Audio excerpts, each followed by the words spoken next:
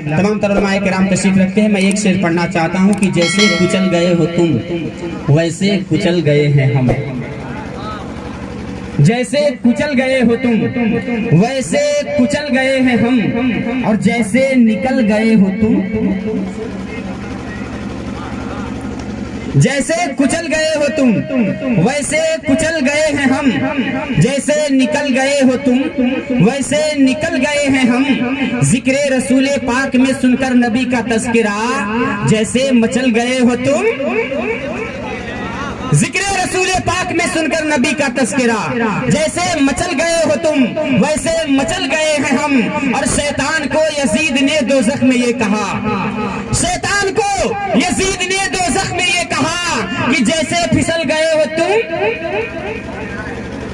शैतान को यजीद ने दोज़ख में ये कहा, शैतान को यजीद ने दोज़ख में ये कहा कि जैसे फिसल गए हो तुम वैसे फिसल गए हैं।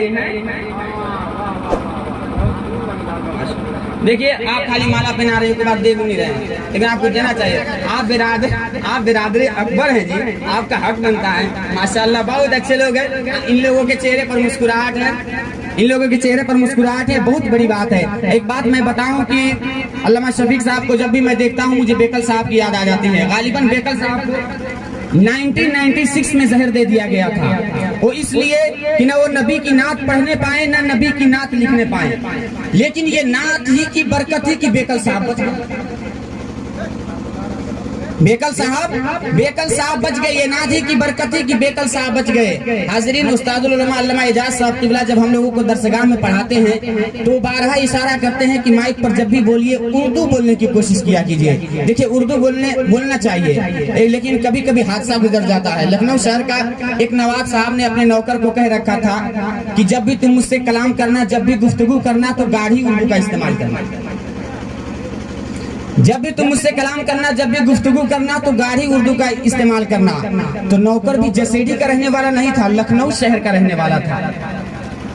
एक दिन उसका मालिक हुक्का पी रहा था, चिंगारी चिलम से बाहर निकली और उसके दाढ़ी पर जाकर ठहर गई।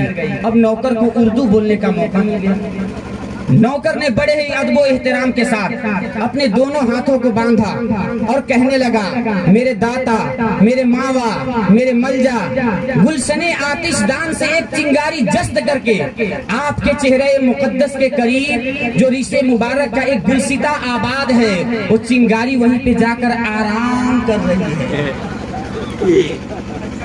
गुलशने आतिशदान से एक चिंगारी जस्त करके आपके चेहरे मुकद्दस के करीब जो रिशे मुबारक का एक गुलसिता आबाद है, वो चिंगारी वहीं पे जाकर आराम कर रही है। अगर आपकी इजाजत मिल जाए तो चिंगारी की इस हरकतें बेजा पर उसके वजूद को हमेशा के लिए खाकिस्तर कर दे।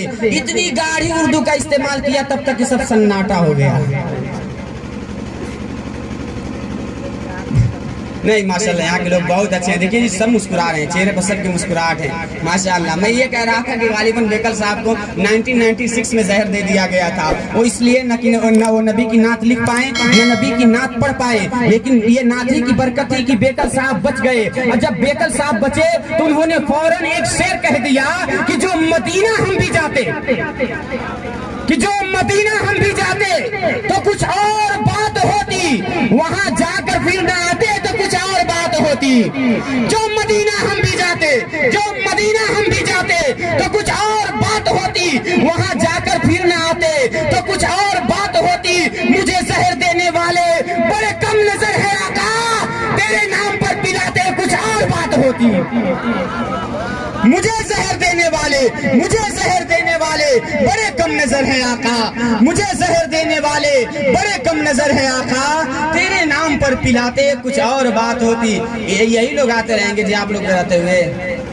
मुझे जहर देने वाले बड़े कम नजर है आका, मुझे जहर देने वाले बड़े कम नजर है आका, तेरे नाम पर पिलाते कुछ और बात होती। और ये मस्त मस्त झोंके जो इरम से आ रहे हैं, यही तैबा होके आते। ये मस्त मस्त झोंके जो इरम से आ रहे हैं, यही तैबा होके आते तो कुछ और बात होती। मैं समझ रहा हूँ कि आप लोग सुनना क्या चाहते हैं। आरज़ू में कम न थी कुछ अपनी जुस्तजू, हम बेवफा जहाँ में वफा ढूंढते रहे। महरूमियों के दौर में न जाने किन हसरतों के साथ हम आलू की बिरयानी में बोटी ढूंढते रहे। यही सुनने जा रहे हैं। महरूमियों के दौर में न जाने किन हसरतों के साथ हम आलू की बिरयानी में बोटी ढूंढते रहे। माशाअल्लाह आपके चेहरे पर मुस्कुराहट आ गई। मेरे लिए बहुत खुशी की बात है। फिर आऊंगा इंशाअल्लाह। मेरे लिए बहुत